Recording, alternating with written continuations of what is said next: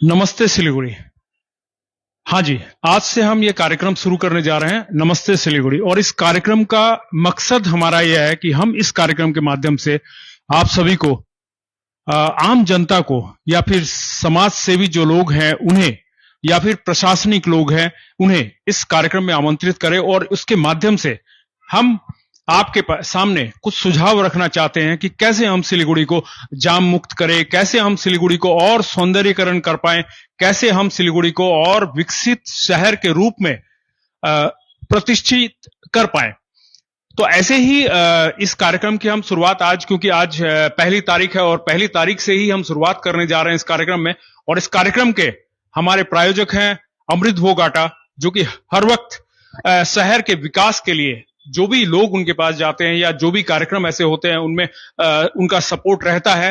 तो इस कार्यक्रम की शुरुआत के पहले दिन हम आपको एक मेहमान से मिलाने जा रहे हैं, जो कि जिनका नाम है राज बसु। और राज बसु के बारे में, वैसे तो राज बसु की बात अगर हम करें तो राज बसु किसी परिचय का मोहताज नहीं है, क्योंकि राजदा को सिर्फ सिलीगुड़ी ही नहीं, हमारे पड़ोसी राज्य सिक्किम हो या फिर आसाम हो, सभी जगह के लोग उनसे अच्छी तरह से परिचित है। क्योंकि राजदा टूरिज्म के क्षेत्र में बरसों से बहुत ऐसे कार्य कर चुके हैं जिनकी लोगों के द्वारा ही नहीं, सरकार, जो हमारी पश्चिम बंगाल की सरकार हो या सिक्किम की सरकार हो या अरुणाचल की सरकार हो, उन्होंने उनकी प्रशंसा की।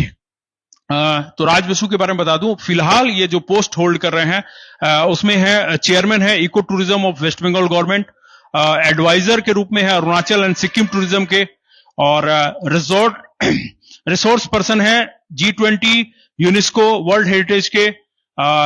उसके अलावा भी होम स्टे, सबसे बड़ी बात मैं आपको बता दूं कि राजदा के बारे में कि जो होम स्टे की जो मूवमेंट स्टार्ट हुई थी, वह भी आपको बता दूं कि राजदा के द्वारा ही की गई थी, जिसको कि आज पूरे हिंदुस्तान में जाना जाता है। ऐसे शख्सियत राजदा आज हमारे साथ है। नमस्कार राजदा। नमस्ते सिलीगुड़ी। तो राजा, आपके बारे में मैं शायद बहुत कम बोल पाया हूं, क्योंकि आपकी जो तारीफ या फिर आपकी जो पोस्ट है या आप जो कार्य कर रहे हैं उनकी लिस्ट बहुत लंबी है। तो इतने कम समय में मैं शायद कम ही बोल पाया हूं, मगर लोग मेरे बताए बगैर भी लोगों को पता है कि आप क्या हैं। तो राजा, आज हमारे इस कार्यक्रम में आपका स्वागत है और हम चाहेंगे आपके द्वारा, जैसा कि हमने इसमें एक थीम दिया है नमस्ते सिलीगुड़ी, तो सबसे पहले तो मैं चाहूंगा कि आप सिलीगुड़ी को नमस्ते करें। सही बात है, नमस्ते सिलीगुड़ी। और सबसे बड़ी बात यह है कि ये जो हमारी सिलीगुड़ी की शहर है, ये दूसरी शहर जैसे पुरानी शहर नहीं है। ये आपका जो 1880s में जब रेलवे का जरूरत पड़ा, तो रेलवे को जोड़ने के लिए ये सबसे अच्छा ज्योग्राफिकल लोकेशन मिला हुआ था। तो इसमें सबसे बड़ा और सबसे एडवांटेज बात ये हुआ कि उस समय का जो रेलवे शहर है, आज के दिन में ये साउथ और साउथ एशिया के बीच में सबसे महत्वपूर्ण भारतीय शहर बना हुआ है। तो राजदा ने बताया कि ये सबसे महत्वपूर्ण भारतीय शहर बना हुआ है। शहर के अगर बात करें राजदा, तो सिलीगुड़ी जो शहर है, कोलकाता के बाद पश्चिम बंगाल में अगर माने तो जो महत्वपूर्ण शहर है उनमें से एक माना जाता है। और उनमें से एक कहूं या फिर मैं यूं कहूं कि ये शीर्ष में आता है, इसकी जरूरत सबको पड़ती है, तो ये कहना कहीं ना कहीं गलत नहीं होगा।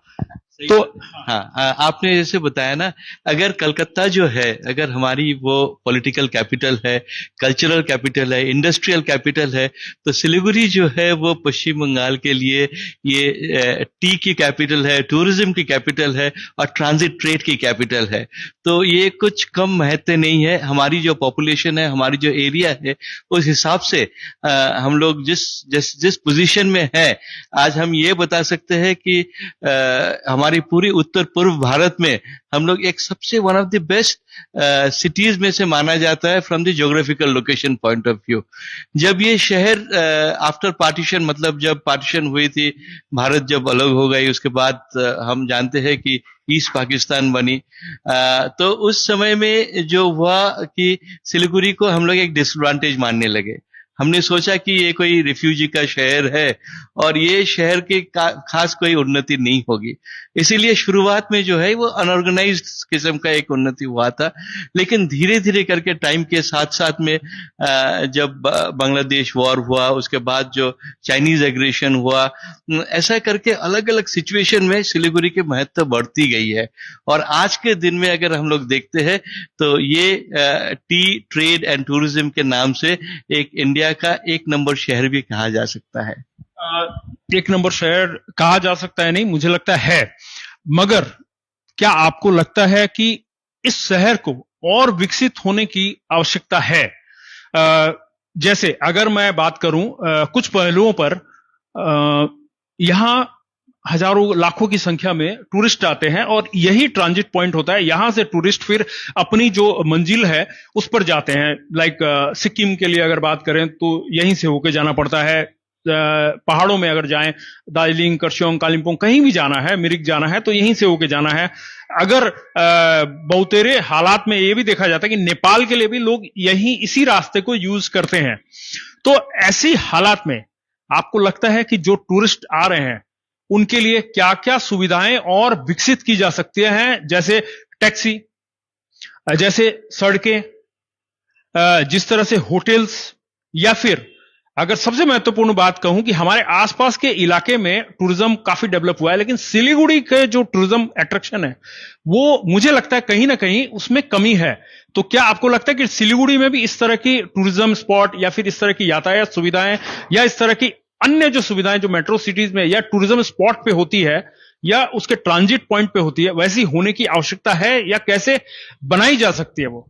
ये सबसे अच्छा बात आपने पूछा है, क्योंकि हम अगर टूरिज्म का नजर से देखते हैं सिलीगुड़ी को, तो ये देखा जाएगा कि सिर्फ उत्तर बंगाल, सिक्किम नहीं, यहाँ से आप पूर्व नेपाल को जैसे आप जा सकते हैं, आप हमारे जो बांग्लादेश के उत्तर भाग है उसमें आप जा सकते हैं, एंटायर भूटान को यहाँ से आप कवर करते हैं, आप एंटायर असम होकर नॉर्थ ईस्ट को यहाँ से कवर करते हैं, आप बिहार का ज्यादातर एरिया यहाँ से कवर करते हैं। तो इतना बड़ा एरिया को लेकर एक शहर जो टूरिस्ट ट्रांजिट शहर बना हुआ है, इसका जब हम लोग डेवलपमेंट देखेंगे वो दूसरे शहर जैसे डेवलपमेंट सोचने से नहीं होगा। इसमें हमें एक सस्टेनेबल डेवलपमेंट के मेथड से चलना पड़ेगा, जहां पे हमारी जो प्रकृति है और उसके बाद जो इंफ्रास्ट्रक्चर डेवलपमेंट है, इसमें बैलेंस आना बहुत जरूरी है। आज के दिन में हमारी शहर के अंदर तीन हमारे हम जानते हैं कि नदी यहाँ पे है, जैसे महानंदा हो गया, फुलेश्वरी हो गया, जोरापानी हो गया। ये तीनों नदी अगर देखें उसमें से दो नदी जैसे नाले जैसे बन चुके हैं। तो इसमें किसी का दोष नहीं है, इसमें जो हम लोग सिटीजन है हमारी दोष है, हम लोगों ने इसको ध्यान नहीं दिया, इसका ख्याल नहीं किया। उसी तरह से महानंदा का जो भी हालत है, हम लोग कोशिश तो कर रहे हैं, लेकिन जिस तरह से हमें यह बदलना चाहिए था, एक शहर जो नदी किनारे मतलब उभर के आता है, तो वो सिलीगुड़ी को हम लोग नहीं कर पाए। दूसरी ये बात है, देखिए जब हम लोग छोटे थे तब क्या होता था कि हम लोग जब सालूगारा की तरफ जाते थे शाम को 3 बजे के बाद नहीं जाते थे, इतना जंगल हुआ करता था। हाँ, इसी तरह से हम लोग जैसे ही थोड़ा सा आज के दिन में जहाँ ईस्टर्न बाईपास बना हुआ है वो पूरा ही जंगल हुआ करता था। तो ये जंगल का जो माहौल है उसके लिए सिलीगुड़ी जाना जाता था। सिलीगुड़ी जो लोग आते थे, रहते थे, पहले आके जो हमारे दादाजी के लोग आके यहाँ पे महीने महीने भर रहते थे, ये इसलिए रहते थे कि वो जानते थे कि एक साइकिल लेके निकले तो 10 मिनट में जंगल या पहाड़ में पहुंच जाएंगे। आप जानते हैं कि हमारे महात्मा गांधी जी से लेकर हमारे चित्तरंजन दास जी से लेकर हमारे बाघा जतीन जी जो फ्रीडम फाइटर थे, ये सब लोग सिलीगुड़ी में आ चुके हैं। मतलब आप सिर्फ अगर इसको देखते हैं, मतलब हमारी फ्रीडम मूवमेंट में इसका कितना महत्वपूर्ण रहा है। अभी उनके याद में हमारे पास कुछ हमने यहाँ रखा नहीं है कि एक शहर जो है ये फ्रीडम मतलब इंडियन फ्रीडम मूवमेंट में इतना बड़ा हम लोगों ने हिस्सा लिया था। उसके पहले अगर देखेंगे बैकुंठपुर से वंदे मातरम शुरू हुआ था। बैकुंठपुर में हम जानते हैं कि आनंद मठ का जो आपका बैकग्राउंड है उसमें अगर देखेंगे तो यहीं से सबसे पहला ब्रिटिशर्स के अगेंस्ट में जो हमारी जो फकीर सन्यासी मूवमेंट हुआ था, ये बैकुंठपुर से शुरू हुआ था, जो कि सिलीगुड़ी उसके अंदर में आता है।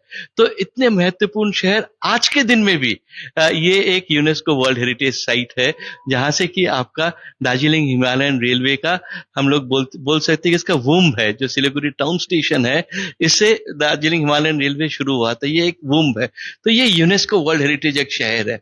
तो इतना एडवांटेज होते हुए भी हम लोग एज जनरल सिटीजन ना इसका इज्जत कर पा रहे हैं, ना इसको उस तरह से, उस ढंग से हम लोग इसको विकसित कर पा रहे हैं।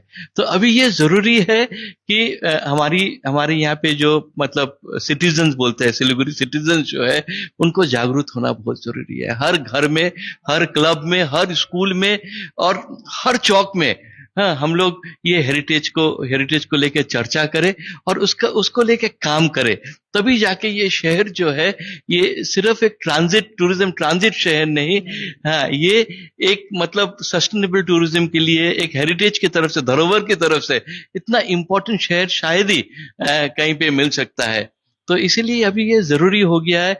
और सबसे बड़ी बात ये है कि ये एक बंगाल का शहर होते हुए भी, हाँ, यहाँ पे अलग अलग भाषा के लोग हैं, अलग अलग धर्म के लोग हैं, हाँ, और सिर्फ मतलब भारत के जो लोग हैं उसके नहीं, इसमें हमारे डुक्पा लोग भी है जो भूटान से आए हुए हैं, इसमें हमारे तिब्बतियन लोग भी है जो तिब्बत से आए हुए हैं, इसमें बांग्लादेश के लोग हैं, इसमें नेपाली है, इसमें चाइनीज पॉपुलेशन है। मतलब आप सोच सकते हैं कि ये एक ग्लोबल कॉस्मोपॉलिटन सिटी है। तो ऐसे वाले सिटी में जो है, हमें जिस चीज का अभाव है उसमें हमारी अंदर में जो है एक कॉन्शियस तालमेल का जो जरूरत है। आपको दर्शकों इस बात में बीच में मैं ये भी बताना चाहूंगा, धरोहर की बात करते हैं और अलग अलग भाषाओं की, अलग अलग देश के लोगों की बात करते हैं, तो मैं आपको एग्जांपल देता हूं। यहाँ हमारे यहाँ भुटिया मार्केट है, जो कि हमारी बहुत बहुत ज्यादा पुराना और प्राचीन मार्केट माना जाता है, जहां एक समय में कहा जाता है कि भुटिया लोग आते थे और वह स्वेटर और गर्म कपड़े यहाँ बेचते थे। और उसके अलावा यहाँ हांगकांग मार्केट है, जो कि चाइना का एक बड़ा बाजार है, जिसके अंदर में चाइनीज जो आपको सामान है या इलेक्ट्रॉनिक है वह उपलब्ध है। ऐसे बहुत सारे जगह हैं जहां पर ऐसे बहुत सारे बौद्ध मठ है हमारे इलाके में, या फिर आप उन्हें क्या कहते हैं, बौद्ध मठ को, मोनेस्ट्रीज। इतने सारे मोनेस्ट्रीज है, इतनी सुंदर सुंदर मोनेस्ट्रीज है, मंदिर है, मस्जिद है, गुरुद्वारे हैं। और मैं कहूं कि छोटा सा शहर, 6 किलोमीटर अगर सराउंडिंग के अंदर, अगर मैं मानूं, मैं गलत नहीं हूं, 6 किलोमीटर सराउंडिंग हम लोग सुनते आए बचपन से, छोटा सा शहर है, मगर इसकी अपनी आप इसकी एक कहानी है।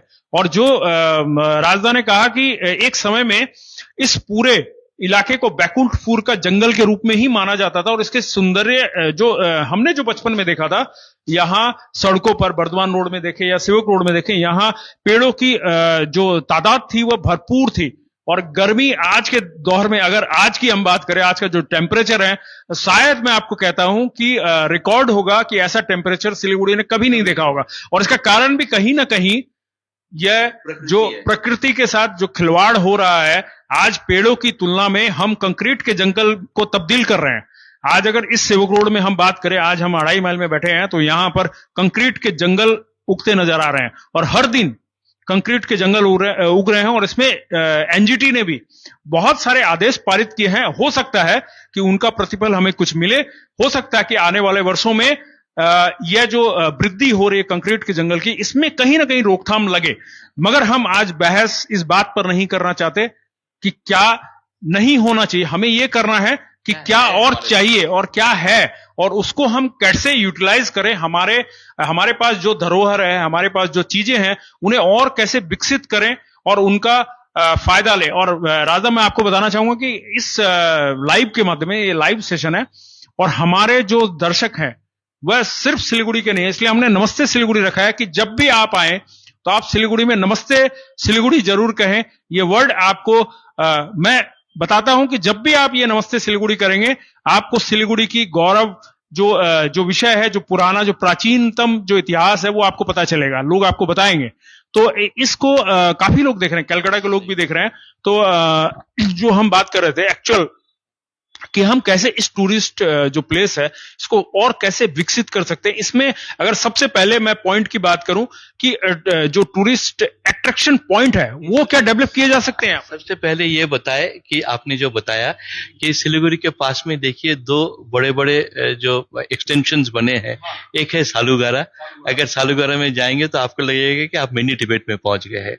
हाँ, एक आप चले जाइए सालबारी, आपको लगेगा कि आप काठमांडू पहुंच गए, है ना। मतलब आपको एक ही शहर में आपको मतलब आराम से आपको तिब्बत और आराम से आपको नेपाल नेपाल जो है वो दिखा जा रहा है। तो लेकिन आप चंपासारी से आगे अगर मुझे याद है ये गुलमा स्टेशन की तरफ जाते हैं तो वहां का वातावरण तो आपको और भी अलग लगता तो ये जो हम आज यहाँ पे खड़े हुए हैं, आप जानते हैं कि यही दो साल पहले यहाँ पे हाथी घुस के आई थी, है ना। यहाँ पे हाथी पहुंच जाती है। आप जानते हैं कि बगल में एक मॉल है जहाँ पे लेपर्ड मिलता है, जहाँ पे लेपर्ड सोया हुआ रहता है, रात भर लेपर्ड सोया, फिर लोग जब सुबह आने लगे तो वो भाग के चले गए।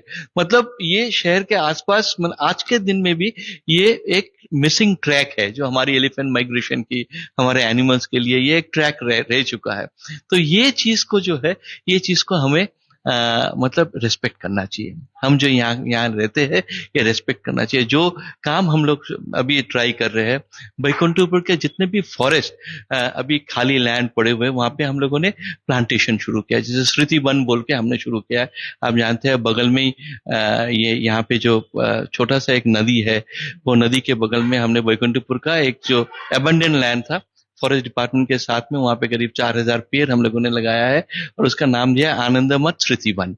आनंद मठ क्योंकि वहां से मतलब हमारी इंडिपेंडेंस मूवमेंट शुरू हुई थी। और स्मृति वन जो है, सिलीगुड़ी के लोग वहां पे अपने दादाजी के नाम में या पिताजी के नाम में उन्होंने वहां पे पेड़ लगाया, या माँ के नाम में वहां पे उन्होंने पेड़ लगाया। तो ऐसे वाले छोटे छोटे आंदोलन हम लोग शुरू कर चुके हैं। यहाँ जोरापानी शाहू नदी जो है, जोरापानी जो है, यहाँ के जो हमारे फुलेश्वरी जो है, हमारी महानंदा जो है, मेनली जो छोटे छोटे नदी है उनको कैसे हम लोग साफ कर पाए, उसका काम ऑलरेडी हम लोगों ने शुरू कर दिया है। और उसमें हमें सिलीगुड़ी म्युनिसिपल कॉर्पोरेशन के काफी हमें मदद भी मिली हुई है। अभी ये जरूरी है कि अगर हम ये सोच के बैठे कोई सेंट्रल आके या स्टेट आके या हमारी यहाँ म्युनिसिपल कॉर्पोरेशन आके कोई काम करेगी, तो वो तभी कर पाएगी जब हम लोग जो सिलीगुड़ी के जो बासिंदा है, अगर हम लोग एकजुट होकर हम लोग बोलते हैं कि हमें ये चीज चाहिए, हमारे सांस लेने के लिए हमें साफ वाला हवा चाहिए, कि जितनी गाड़ी आज बढ़ चुकी है वो कार्बन को कंपेंसेट करने के लिए हमें इतना सारा पार्क और इतना सारा पेड़ और इतना सारा जंगल हमें चाहिए। हमारे पास इतने बिल्डिंग जो बनी हुई है, इतना बिल्डिंग जो हमने बनाया है, ये हीट को कंपेंसेट करने के लिए और भी फॉरेस्ट्री हम लोग कैसे इसको लगा सकते हैं, कम करना है। हम जानते हैं कि सबसे बड़ा प्रॉब्लम जो आएगा हम लोगों के लिए, वो ग्राउंड वाटर की आएगी। हाँ, ये ग्राउंड वाटर का सोर्स जो है, पहले हमारे सबके घर में बचपन में कुआं हुआ करता था और कुआं से हम लोग आराम से पानी निकालते थे। आज के दिन में अगर आप खोदने जाएंगे तो आपको पानी मतलब बहुत इजीली नहीं मिलती है। इसलिए ग्राउंड वाटर रिप्लेनिश, हाँ, हम लोग कैसे रेन वाटर, इतना बारिश होता है यहाँ पे, कैसे हम लोग रिप्लेनिश करें, ये प्लानिंग जितना भी है हम लोग अपने आप जो है, हम लोग जो सिलीगुड़ी वासी है, हमें ये रिस्पॉन्सिबिलिटी लेके करना पड़ेगा। ये अगर हम लोग रिस्पॉन्सिबिलिटी, बाहर से जो टूरिस्ट आते हैं, सबसे बड़ा कंप्लेन जो आज के दिन में है, बाहर से जो टूरिस्ट आते हैं वो सोचते हैं सिलीगुड़ी में रहने से शायद उनको लोग ठगेंगे, चाहे वो गाड़ी के जरिए हो, चाहे वो किसी भी रहा है। ऐसी बहुत सारी कंप्लेंट्स हमारे पास भी आती है। एकदम ये कंप्लेन, हाँ, हम लोग टूरिज्म में हैं और क्योंकि हम बहुत पुराने समय से है, तो मैक्सिमम कंप्लेन जो है वो हमारे पास आती है। हम लेके भी जाते हैं, उसको लेके हम थाना जाते हैं, उसको लेके हम टूरिज्म ऑफिस में हम लोग डिस्कस करते हैं। हमारे यहाँ बड़े बड़े जो टूरिज्म एसोसिएशन है, उनको हम लोगों ने ये कंप्लेंट्स वगैरह लेने के लिए ऑलरेडी हमारे यहाँ हेल्पलाइन नंबर शुरू किया है। लेकिन इससे सिर्फ काम नहीं होगा, यहाँ पे जो है हमारी जो हमारे चिंतन है उसको बदलना पड़ेगा। हमें सोचना पड़ेगा कि ये शहर जो है ये टूरिस्ट शहर है। पहले प्रायोरिटी जो है हम लोग हमारे अतिथि को देखेंगे। अतिथि देवो भव, इस भावना को जागृत करना होगा। आपका कहने का मकसद यही है। और वैसे तो है, अगर देखा जाए तो ऐसा नहीं कि पूरी तरह से ये भावना नहीं है। 90% की अगर माने तो मुझे लगता है कि आज के दौर में भी है। कुछ कुछ ऐसे इसमें अपवाद हैं जो लोग टूरिस्ट को आज भी ठगने का प्रयास करते हैं। ऐसे बहुत सारे कंप्लेंट्स हमारे पास भी आती है। राजदा भी इस बात को स्वीकार कर रहे हैं और इस पे सत्यता की मुहर भी लगा रहे हैं कि हाँ, ऐसा होता है। और सबसे बड़ी बात यह है, जब हम अतिथि देवो भव की बात करते हैं, इसमें थोड़ा सा विचार किया जाए कि ये जो हमारी ट्रेडिशन है, ये शुरू होती है पिता देवो भव, माता देवो भव, आचार्य देवो भव। मतलब जो जगह में हम अपने पिता को अच्छी तरह रख सकते हैं, जो जगह में हम अपना माता का केयर लेते हैं, जो जगह में हमें जिन्होंने पढ़ाया सिखाया उनका केयर लेते हैं, उसी जगह में हम अतिथियों का केयर ले सकते हैं। मतलब ये जो एक समाज है जिसके ऊपर ये तैयार हो चुका है, जहाँ पे हम लोग अतिथि को देवता मान सकते हैं, ऐसा जगह को हम बनाने के लिए, ऐसा ही रिस्पॉन्सिबल टूरिज्म के जो मायने हैं, रिस्पॉन्सिबल टूरिज्म के जो आधार है, उसके ऊपर अभी हम लोगों का काम करना बहुत जरूरी है। राजा, मैं आपको बीच में टोकूंगा। एक बात जो मेरे जहन में चल रही है अभी, क्योंकि आप सिक्किम टूरिज्म से भी बिलोंग करते हैं, गवर्नमेंट ने आपको रिकॉग्नाइज किया है उस बारे में, और आप वहां की एडवाइजर के तौर पे भी हैं। तो सिक्किम की अगर बात करें, हमारा पड़ोसी राज्य ही है और ज्यादा नहीं, 3 से 3.5 घंटे के सफर है। अधिकतम लोगों ने सिक्किम जाकर देखा होगा कि वहां एक एमजी मार्ग बोल के जगह है, जो कि आज से पहले 10-12 साल पहले तक मैंने देखा था कि उतना सौंदर्यीकरण उसका नहीं हुआ था। लेकिन अब वो जो जगह है वो है काफी टूरिस्ट के लिए सबसे बड़ा अट्रैक्शन की जगह है। उसको बहुत बेहतरीन ढंग से, वहां गाड़ी नहीं जा सकती है, वाहनों की आवाजाही पर रोक है, और टूरिस्ट वहां रात को 10-11 बजे तक आराम से विचरण कर सकते हैं। तो वैसा क्या कोई स्कोप अपने सिलीगुड़ी में भी हो सकता है? क्योंकि सिलीगुड़ी के कुछ ऐसी जगह हैं, जैसे आप अगर मानो सेठ सिलाल मार्केट हो, या फिर अगर हिलकाट रोड की अगर बात करें, हिलकाट रोड कहने का मेरा तात्पर्य यह है, एयरव्यू मोड़ से, वेनस मोड़ से लेकर जो अपना सेवक रोड ट्रैफिक पॉइंट है, वहां से टुवर्ड्स पानी टंकी मोड़, और पानी टंकी मोड़ से फिर अगर हम वेनस मोड़ की तरफ जाएं, एक त्रिकोण अगर बनाते हैं, तो उस त्रिकोण का बहुत बड़ा महत्व मैं आपको बता दूं, विधान मार्केट जो कि सबसे पुराना मार्केट है। उसके बाद वैसे दर्शकों माफ करिएगा, महावीर स्थान सबसे पुराना मार्केट है मेरे जो नॉलेज में है। लेकिन इस इलाके की अगर बात करूं, रेलवे लाइन के इस पार की अगर बात करूं, हमारे यहाँ रेलवे लाइन के इस पार और उस पार की बात होती है, तो इस पार की अगर बात करूं तो यह त्रिकोण बहुत महत्वपूर्ण त्रिकोण है। इससे क्या हम राजनीतिक मंशा से हटकर, या फिर हम अपने स्वार्थ से हटकर, कहीं ना कहीं इस त्रिकोण को भी हम एमजी मार्ग के तर्ज पर सुसज्जित कर सकते हैं? ऐसा क्या हो सकता है? क्या कभी आपने ऐसा सोचा है, या किसी ने आपसे बात की है, या आपने भी प्रशासनिक तौर पर कभी ऐसी सलाह दी है?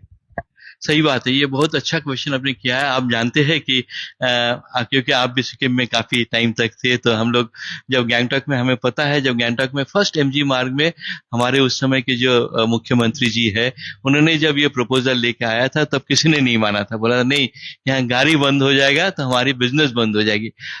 आज वही लोग इतना खुश है कि बोल रहे हैं कि सिर्फ बिजनेस ही नहीं बढ़ा है, हमारी इज्जत भी बढ़ गई है। लोग यहाँ ठहरते हैं, लोग वहां बैठते हैं, लोग थोड़ा सा सांस लेते हैं। तो ऐसे सांस लेने वाले जगह हमारे सिलीगुड़ी में ज्यादा कुछ है नहीं। और हम जानते हैं कि ये बाजार जो है ये बहुत जरूरी मार्केट भी है, जो हमारी मतलब सिलीगुड़ी की जो टूर है, कोई भी बाहर से आता है बिना चितोल माछ खाए और बिना हांगकांग मार्केट गए वो टूर कंप्लीट नहीं होती। ये दोनों एकदम मस्ट चीज होता है। तो यही हांगकांग मार्केट को हम क्यों नहीं ऑर्गेनाइज कर सकते हैं, जिससे कि वो टूरिस्ट फ्रेंडली बन जाए। आज वो अंदर जाने में लोग मतलब झिझकते हैं कि कोई अगर अच्छा आदमी है, कोई अगर मतलब वो सोचता है कि वो मतलब अपने से मतलब वो देख के नहीं जाता है। तो ये जो मार्केट का जो प्लानिंग है, ये प्लानिंग करना बहुत जरूरी है। ये अकेला, जैसे मैंने बताया, ये अकेला म्युनिसिपल कॉर्पोरेशन नहीं कर पाएगा। हर एक मार्केट का हमारी कमिटी है, हर एक मार्केट कमिटी अगर ठीक से सोचेंगे। दूसरी बात ये है, हम लोग पार्किंग का जो हमारी मेन इशू है आज के दिन में, हमारी फुटपाथ जो है, फुटपाथ भरी हुई है। मतलब जो लाइसेंस होल्डर है, दुकानदार है, हाँ, उनको ज्यादा स्पेस नहीं है जितना फुटपाथ में बैठने वाले उनको वो जैसे फुटपाथ दखल करके बैठे हुए हैं। तो ये एक बहुत बड़ा हम लोगों के लिए प्रॉब्लम है कि इसको कैसे क्लियर करें और वॉकिंग ट्रेल्स को ठीक करें। हमारे यहाँ पे प्रॉपर साइकिल ट्रेल्स नहीं है। हाँ, आज के दिन में भी साइकिल रिक्शा है, बैटरी टोटो है, और उसके बाद हमारी बाइसाइकिल भी बहुत लोग लेके, मतलब आसपास के लोग सब साइकिल लेके ही आते हैं। लेकिन साइकिल ट्रैक अलग से होना चाहिए, जैसे वॉकिंग ट्रैक होना चाहिए। ये फॉरेन कंट्रीज में शायद आप जो बात कर रहे हैं, मुझे लगता है कि इंडिया में बहुत कम जगहों पे है, लेकिन इसको डेवलप किया जा सकता है। अलग से साइकिल ट्रैक, अलग से जो स्लो व्हीकल है उनके लिए एक अलग ट्रैक बने अगर, तो मुझे लगता है कि जाम की समस्या से निजात मिले। आज के दिन में करीब करीब सभी शहर, जैसे भुवनेश्वर देखिए बगल में ही है, आप पुणे देखिए बगल में ही है, वहां पे एक रेड ट्रैक है, एक ग्रीन ट्रैक है और एक मेन रोड है जिसमें कि गाड़ी चलती है। तो ये जो चीजें है, ये थोड़ा सा अभी टाइम आ गया है कि सिलीगुड़ी में हमें इसको सोचना चाहिए। अगर ये लाइन में अगर ऐसा करके हम लोग सोचते हैं, ये सोच अगर सिलीगुड़ी में ले आते हैं और काम करते हैं इसको लेके, तो देखा जाएगा कि यहाँ के जो टूरिस्ट फ्लो है ये 3 से 4 डबल ज्यादा हो जाएगा। हाँ, तो ये बात जो है, एक ऑर्गेनाइज पार्किंग नहीं है। हम कितने दिनों से हमारे यहाँ, आप सुबह 4-5 बजे या 6 बजे निकलिए या रात को ये देखिएगा, आप कभी भी जंक्शन एरिया को आप क्रॉस नहीं कर पाएंगे। हर समय में बसेस वगैरह, हमारे पास इतना अच्छा तेंजिंग नोर्गे बस टर्मिनल है। थोड़ा सा ही दूर में जाने से आप जानते हैं माटीगरा के पास में परिवहन, हाँ, परिवहन नगर वहां पे बना हुआ है। तो हमारे पास ऐसा नहीं कि इंफ्रास्ट्रक्चर नहीं है। हर एक मार्केट के लिए जो है कॉम्प्लेक्स बनाया हुआ है। आप जाइए, जैसे चंपाशरी मोड़ में जाएंगे तो होलसेल मार्केट और दूसरी तरफ रिटेल मार्केट, दोनों मार्केट बने हुए हैं, लेकिन मार्केट में लोग बैठते नहीं है। ये जो सोच है, ये पॉलिटिक्स से ऊपर आके, पॉलिटिक्स से बाहर आके, हाँ, छोटी सी मैं रुकूंगा और मैं बताना चाहूंगा कि आपने जो कहा कि मार्केट बने हुए, मार्केट में लोग बैठते नहीं, इसका बहुत बड़ा जीता जागता उदाहरण है। मैंने देखा है कि शॉप्स है, तो शॉप्स कीपर ऐसे सिलीगुड़ी के कई रास्तों पे आपको देखने को मिलेगा, शॉप है उनके पास 200, 400, 500 स्क्वायर फीट की शॉप्स है, मगर वो शॉप्स के बाहर में जो फुटपाथ है उस पर दर्शकों ये बात समझने की है कि हम अपने शहर का सौंदर्यकरण किस तरह खराब कर रहे हैं। उस फुटपाथ को भी हम कवर कर रहे हैं, उसके बाद उस फुटपाथ के बाद में जो सड़क है उस पे भी हम अपना माल लगा रहे हैं। वहां पर हम दूसरे वेंडर बैठा रहे हैं अपने ही दुकान के बाहर, अपने ही लोगों को बैठाकर, ताकि जो कस्टमर है उनको अट्रैक्ट करके दुकान के अंदर लाया जा सके। तो ये एक बड़ी बात है कि आप अपनी मंशा से आप जानबूझकर चीजों को खराब कर रहे हैं। दूसरी बात यह है कि हमारी जो ये अगर हम लोग ठीक ठाक से करते हैं, इससे सबसे ज्यादा फायदामान हमारी म्युनिसिपल कॉर्पोरेशन होगी, क्योंकि उसकी रेवेन्यू बढ़ेगी। हाँ, जैसे उसके रेवेन्यू ठीक से, अगर हमारे डेजिग्नेटेड पार्किंग होगा, डेजिग्नेटेड, अगर ऐसा नहीं कि हम बोल रहे हैं कि आप रोक दीजिए, जितने भी हमारे जैसे खाने वाले वेंडर है या जो आपने पार्किंग की बात की, मैं आपको रुकूंगा, तो पार्किंग की बात सभी कोई कर रहे हैं, लेकिन समाधान क्या है? पार्किंग की जगह कहाँ है? क्या आपको लगता है कि पार्किंग के लिए इतना स्पेस है कि गवर्नमेंट पार्किंग लॉट बना दे? इतनी गाड़ियां जो रोज आती हैं सिक्किम से, नेपाल से, भूटान से, पूरे पहाड़ से, तो उतनी गाड़ियों के लिए पर डे में अगर मैं अंदाजा करूं तो आपको क्या लगता है कि कम से कम मुझे लगता है 10-20 हजार गाड़ियां आती होगी जो पार्किंग के लिए उपलब्ध, जिनको स्पेस। एकदम ही आपने सही बात बोला है। इसीलिए बताया कि हमारे शहर के अंदर, जैसे मेन आपने जो ये क्वाड्रिलेटरल बताया है, जो हाशमी चौक या वेनस मोर बोलते हैं, वहां से सीधा आके हमारे गुरु नानक चौक जो है वो वाला चौक हो गया, फिर जाके हमारे पानी टंकी मोड़ हो गया, पानी टंकी मोड़ से फिर दाएं तरफ जब आप आते हैं टुवर्ड्स वेनस मोर या उस तरफ, ये एंटायर ट्रायंगल को जो है, इसको नो पार्किंग या नो प्लास्टिक जोन बनाना बहुत जरूरी है। एकदम यही बात अब दादा ने फिर से कही, क्योंकि अब बात घूमकर पार्किंग पर आई, तो दादा ने इस बात को एक्सेप्ट किया है। दूसरी बात यह है, ये जो फुटपाथ है ये हमें चलने लायक बनाना बहुत जरूरी है। हमारी जो मेन क्रॉसिंग्स है वहां पे मतलब फुट क्रॉसिंग जो ओवर ब्रिजेस है वो बनाना जरूरी है। अगर मतलब इसमें ज्यादा खर्च में क्या अड़चने हैं? फुट ओवर ब्रिज बनाने में क्या अड़चने हो सकती है? अड़चने कुछ है नहीं इसमें, यही आपको बता रहे हैं। अगर ये सब बन जाती है, इससे हमारे म्युनिसिपल कॉर्पोरेशन का रेवेन्यू बढ़ेगी, क्योंकि हर जगह में सुंदरता बनेगी, उनको अपना एडवर्टाइजमेंट लगाने के लिए एक्स्ट्रा स्पेस मिलेगा, लोग चल फिर रहेंगे तो विजिबिलिटी बढ़ेगा शहर का। और उसके साथ साथ में जो हम बहुत दिनों से रेलवे को बता रहे हैं, जो हमारी हाशमी चौक है या वेनस मोर जिसको बोलते हैं, एक जमाने में वहां पे सिलीगुड़ी रोड स्टेशन हुआ करता था। सिलीगुड़ी टाउन स्टेशन से निकल के सिलीगुड़ी रोड स्टेशन था, जहां पे आज सिटी बुकिंग ऑफिस है, वहां पे गोडाउन हुआ करता था रोड स्टेशन को, जो कालिम्पोंग से ट्रेन आता था उसका गोडाउन वहां हुआ करता था। जो बता दूं कि 90 से 98 के बीच में, 98 तक के बीच में तो मैंने ट्रेन की ट्रैक भी देखी है वहां। सही बात है, आपने एकदम सही देखा। आज के दिन में भी अगर जाएंगे, देखिएगा कि बागपुल मतलब कोरोनेशन ब्रिज के नीचे आपको लाइन का हिस्सा भी मिलेगा। आप जैसे ये जंगल के अंदर जो जो जाएंगे चमक डांगी या वो एरिया में देखिएगा लाइन का ट्रैक्स आज के दिन में भी है। तो ये आज जितना भी ऑनलाइन बुकिंग आ गया है, ये सिटी बुकिंग ऑफिस वाला एरिया जो है ये डिफंक्ट होने जा रहा है। तो इस एरिया को क्यों नहीं हम लोग एक पार्किंग लॉट सिर्फ नहीं, एक म्यूजियम बना पाए सबसे पहले, जो तीस्ता वैली रेलवे और दार्जिलिंग हिमालयन रेलवे की जो मेन म्यूजियम बने, उसके बाद बाकी एरिया जो है वो पार्किंग के लिए हम लोग डेडिकेट कर सकते हैं। दूसरी ये बात है कि यहाँ पे ड्रॉप एंड मूव, मतलब यहाँ पे ड्रॉप किया, जो भी दुकान में जाना चाहता है, कहीं भी जाना चाहता है, उनको ड्रॉप किया, उनको ले जाके हम लोग अगर पार्किंग, जैसे इंदिरा गांधी मैदान है, हमारी परिवहन नगर है, ऐसे बहुत सारे मैदान आज के दिन में भी खाली है। हमारे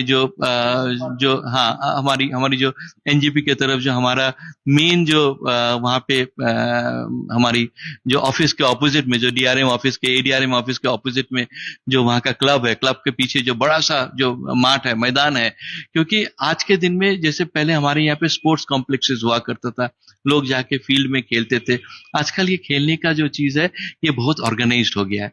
तो ये स्पेस जो है, ये आज के दिन में हम लोग मेला लगाते हैं, कुछ ना कुछ लगाते हैं, वो नहीं करके अगर हम पार्किंग में इसको यूज करते हैं और मेला के लिए हम लोग डेडिकेटेड दूसरा साइट्स ढूंढते हैं जो कि परमानेंट, जैसे आप जानते हैं कि अभी जहाँ पे हैंडीक्राफ्ट लगता है हमारे वो मेडिकल कॉलेज के उस तरफ जब जाते हैं, हाँ वहां जाते हैं, तो वहां मेला के लिए प्रॉपर ग्राउंड बनी हुई है, वहां स्टेज है, सब कुछ है, वहां स्टॉल्स है, मेला के लिए एक प्रॉपर ग्राउंड बना हुआ है। तो उसको नहीं यूज करके हम लोग कंचनजंगा स्टेडियम का जो स्पेस है उसको हम लोग मेला के लिए यूज करें। तो ये जो रीप्लानिंग ऑफ सिलीगुड़ी ये बहुत जरूरी है, क्योंकि जैसे आपको बताया था, जब हमारा सिलीगुड़ी शुरू हुआ था उस समय में प्लानिंग करने का अपॉर्चुनिटी नहीं था। बहुत बड़े बड़े पॉपुलेशन अलग अलग जगह से, पॉलिटिकल कारण हो, एनवायरमेंटल कारण हो, किसी ना किसी कारण से वो सिलीगुड़ी आके बसे। और सिलीगुड़ी सबसे उस समय में बसने लायक जगह इसलिए था क्योंकि आसपास में जंगल था, नदी था, किसी चीज का अभाव नहीं था, तो इसलिए बस गए, लेकिन प्लानिंग नहीं हो पाई।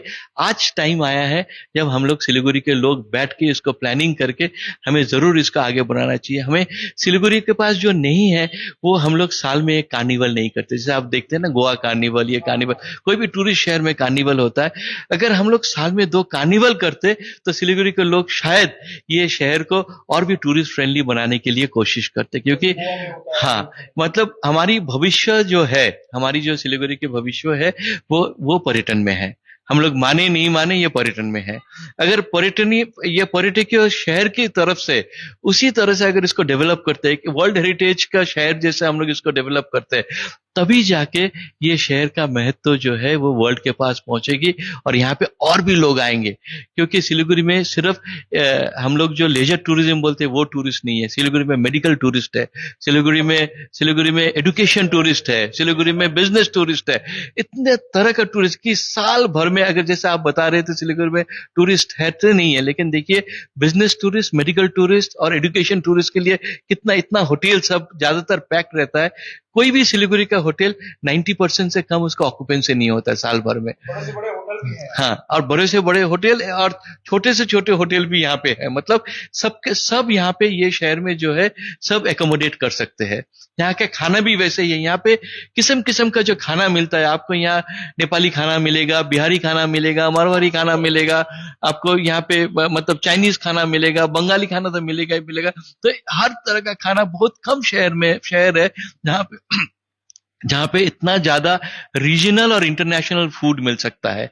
तो ये शहर का अगर हम लोग शहरवासी जो है इसको लेके अगर नहीं सोचते, अगर ये सोचते कि कोई आके हमारे लिए सोचेगा, तो ये कभी नहीं बन सकेगा, इसलिए नहीं बना है। लेकिन अगर हम लोग सोचने लग जाए, जैसे हमारे दादाजी के टाइम में हम लोगों ने देखा था, उस समय ना कोई लिंग्विस्टिक डिफरेंसेस था, ना कोई यहाँ पे कोई जात जाति के डिफरेंसेस थी। वो लोग एक साथ में बैठते थे और सोचते थे कि कहीं पे यहाँ पे एक स्कूल की जरूरत है तो वो स्कूल बनाते थे। कहीं पे उन्होंने अगर सोचा कि यहाँ पे हमें 10 रिक्शा खरीद के 10 लोगों को हमने यहाँ एकोमोडेट करना है शहर के अंदर, तो वो एक साथ में मिलके, उसमें ये नहीं देखते थे कि ये बिहारी है, ये मरवाड़ी है, ये बंगाली है, ये ऐसा है, ये नहीं देखते थे, ये शहर के लिए करते थे। यहाँ के फर्स्ट एडवोकेट्स, फर्स्ट डॉक्टर्स जो लोग यहाँ पे आके सेटल डाउन किए थे, उस समय में उन्होंने एक अपने लिए नाम बनाया था कि सिलीगुड़ी में ये काम हो सकता है। आज के दिन में सबसे बड़ा जो है हेल्थ चेंज यहाँ पे है, सबसे बड़ी स्कूल्स की चेंज यहाँ पे है, सबसे बड़ी होटल चेंज यहाँ पे है, लेकिन फिर भी ये शहर को हम लोग उस तरह से हम लोग डेवलप नहीं कर पा रहे हैं हमारे सोच के लिए। बात पे मैं आना चाहूंगा कि इस शहर में हर वो ब्रांड है जो मेट्रो सिटीज में मिलता है, मल्टीप्लेक्सेस हैं, बड़े बड़े मल्टीप्लेक्स के ब्रांड है इस शहर में, इस शहर में मॉल्स है, इस शहर में बड़े से बड़े ब्रांड के होटल्स हैं, इस शहर में हर कुछ है। सिर्फ इस शहर को चाहिए तो वो है आपकी सोच, हमारी मनसा इस शहर को और आगे करने की। क्योंकि इस शहर में जिस तरह से हम हर ब्रांड को ला रहे हैं, हम हर चीजों को ला रहे हैं, साथ साथ हमें ये सोचना होगा कि रास्ते जिस तरह से संकुचित हो रहे हैं, जिस तरह से बेदखल हो रहे हैं, दखल हो रहे हैं, उनको भी हमें एंक्रोचमेंट को भी दूर करना है। रबड़ की तरह उन्हें फैलाकर उन्हें बड़ा करना है रास्तों को, तो कौन करेगा? नदी को भी बचाना है, और नदी को भी बचाना है, पेड़ों को भी बचाना है, सिर्फ कंक्रीट के जंगल को नहीं हमें प्रश्रय देना है, हर चीज को हमें देखना होगा। क्योंकि जब इस शहर को अगर हम बढ़ाना है तो इसके लिए हमें क्या क्या सोचना होगा, यही बात हमें भी राज बसु से कर रहे थे। राज बसु, आपने जो कहा उन सारी बातों के बीच और एक चीज कहूंगा कि आप रिसोर्स पर्सन रहे हैं G20 में, तो G20 का जो यहां हुआ था कार्यक्रम, उसमें कितनी चर्चा हुई थी इस बातों को लेकर? क्योंकि उस समय काफी लोग आए थे, काफी डेलीगेट्स आए थे बाहर से, फॉरेन से, तो मुझे लगा कि खाली उनको टी गार्डन ही दिखाया गया, ऐसा क्यों? क्योंकि टी गार्डन साफ सुथरा और सब कुछ ठीक है, सड़कों से बाईपास करके उनको मेफेयर में ले जाया गया, ऐसा तो नहीं है कि शहर को दिखाया नहीं गया? नहीं, ऐसा बात नहीं है। G20 में आप देखिए कि हमें कितना ज्यादा महत्वपूर्ण दिया गया कि ये जो हमारी प्रेसिडेंसी है, G20 की प्रेसिडेंसी है, इंडिया की प्रेसिडेंसी में हमने टूरिज्म को थीम बना के लिया, और टूरिज्म के 6 जो मेगा मीटिंग है, कंसल्टेटिव जो 6 मेगा मीटिंग्स है, वो मतलब 200 मीटिंग के अलावा 200 मीटिंग हमारी एंटायर कंट्री में 200 मीटिंग्स होगी, उसमें से 6 जो होगा वो सबसे बड़ी मीटिंग्स होगी। उसमें से फर्स्ट मीटिंग जो है वो गुजरात में हुआ था, सेकेंड मीटिंग पश्चिम बंगाल की सिलीगुड़ी में हुई थी, थर्ड मीटिंग आप जानते हैं कि यही 2-4 दिन पहले श्रीनगर में खत्म हुआ। हाँ, उसके बाद वो गोवा में जाएगी, और उसके बाद जाके वो 23 सितंबर वो दिल्ली में खत्म होगी। मतलब हमें इतना ज्यादा महत्व दिया गया, ये इसलिए हमारे मेफेयर में इन लोगों को लेके हम लोग गए क्योंकि 19 कंट्री के जो डेलीगेट्स थे, और उसके अलावा जो हमारी मॉनिटरिंग कंट्रीज है, जो जिसको हम लोग वॉच के लिए रखा था, ये सभी कंट्रीज के डेलीगेट्स यहाँ आए हुए थे। तो उनके लिए इतना बड़ा एक मीटिंग्स हॉल, एक मीटिंग सेंटर, उसके अलावा 3-4 मीटिंग साइमल्टेनियसली चलती थी। मतलब एक होता था कोई एडवेंचर लेके चल रहा है, कोई इंटरनेशनल कोऑपरेशन कैसा हो के ये चल रहा है, कोई वाइब्रेंट विलेज जो बॉर्डर वाले विलेज है वो विलेज लेके मीटिंग चल रहा है। तो इतना सारा मल्टीपल मीटिंग सिर्फ वो वेन्यू में पॉसिबल था। तो वो वेन्यू में क्या, सबसे पास में जो देखने वाला जगह था, आप लोग जानते हैं कि मकईबरी का चाय दुनिया भर में सब लोग जानते हैं, तो मकईबरी का एक विजिट सबको देना जरूरी है, इसलिए मकईबरी लेके गए। हमारी दार्जिलिंग के बिना हमारी जो पूर्व भारत की जो हमारी मतलब जान है वो दार्जिलिंग है, वो क्वीन ऑफ हिल्स बताया जाता है, इसलिए उनको दार्जिलिंग हिमालयन रेलवे को दिखा दिया गया। वहां पे जाके हम लोगों ने उनको गवर्नर हाउस में रखा था, गवर्नर हाउस में उनको खाना खिलाया वगैरह सब कुछ किया। ये सब दिखाने के कारण ये था कि G20 के बदौलत हमारी सिलीगुड़ी की और दार्जिलिंग की एक जो अपना पहचान है, हाँ, वो पहचान तैयार करने का, उसमें ये डिस्कशन करने के लिए नहीं कि हमारे पास नेगेटिव क्या था, हम लोग ये चीज को पॉजिटिव, क्योंकि टूरिज्म में हम लोग हर समय में सोचते हैं पॉजिटिव चीज को आगे दिखाने के लिए, आगे बढ़ाने के लिए, तो वही चीज को हम लोगों ने ज्यादा महत्वपूर्ण समझा।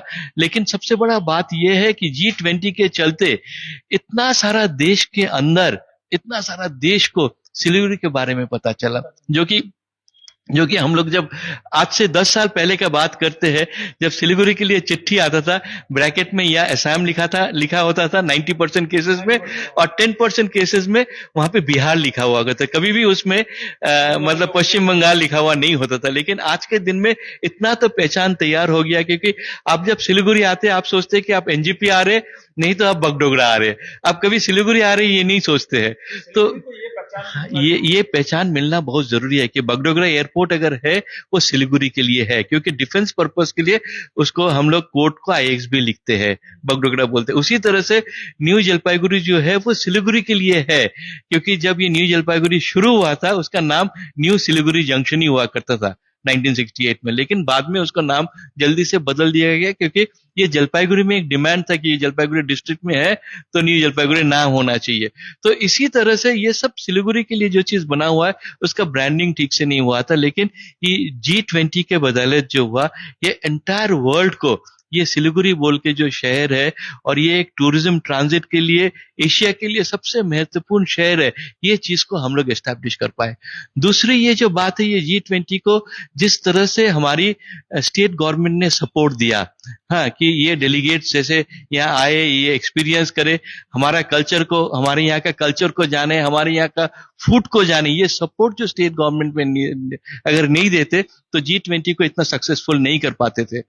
तीसरी जो सबसे बड़ी बात है, यहाँ पे जब डेवलपमेंट की बात आती है, हमारी पहाड़ से लेकर प्लेन से लेकर हम लोग वो सोच हर समय में एक साथ में करते हैं, लेकिन जो सोच हो नहीं पाती है सिलीगुड़ी के मामले में, वो है हमारे जो लोगों की सोच, जो हमने बताया था, जो हमारे दादाजी के टाइम में हुआ करता था, वो सोच को हमको वापस लेके आना है और सभी को एक साथ में सोचना है सिलीगुड़ी के लिए। ये हमारे साथ राजदा लगातार बने हुए थे और एक लंबा समय भी हो चुका है, तो समय की भी अपनी एक सीमा होती है जिसे हमें समझना पड़ेगा।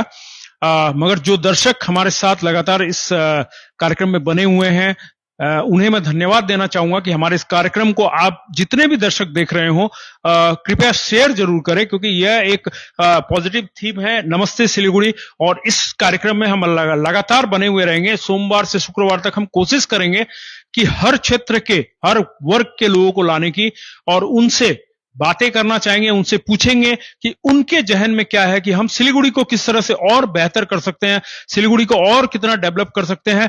राजा, आपसे एक चीज मैं दरख्वास्त करना चाहूंगा कि आप, क्योंकि कई मामले में, जैसे इको टूरिज्म के मामले में भी वेस्ट बंगाल गवर्नमेंट से जुड़े हुए हैं, कई मामलों में आप गवर्नमेंट के एक हिस्सा रह चुके हैं टूरिज्म के मामले में, तो क्या आप इस बात को रखेंगे अब कि हाँ, कम से कम सिलीगुड़ी में जो हमारा जो विधान मार्केट और जो ट्रायंगल के बारे में मैंने बताया था, जो बात की, काफी लोग बोलते हैं इसके बारे में, तो इस विषय को भी आप उठाएंगे? जरूर, इस विषय को लेके हम लगे हुए हैं।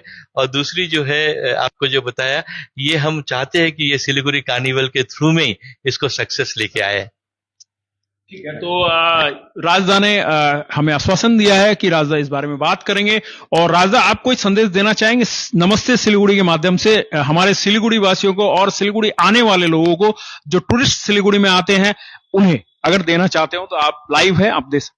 सही बात है। जब से हम लोग मिले, चाहे वो रास्ते में हो, चाहे बगल वाले घर में हो, चाहे बाहर से आने वाला कोई गाड़ी हो या रेल हो, जो भी सिलीगुड़ी वासी, हम जिसको भी मिले, हाथ जोड़ के हम इतना बोले कि नमस्ते सिलीगुड़ी, नमस्ते सिलीगुड़ी। तो इस मुहिम का कम से कम यह असर होगा कि सिलीगुड़ी डेवलप होगा और सिलीगुड़ी के नाम को हम ज्यादा से ज्यादा लोगों तक पहुंचा पाएंगे और पॉजिटिव वे में पहुंचा पाएंगे, क्योंकि नमस्ते सिलीगुड़ी कहना ही अपने आप में कहीं ना कहीं एक पॉजिटिव थिंकिंग लेकर आता है।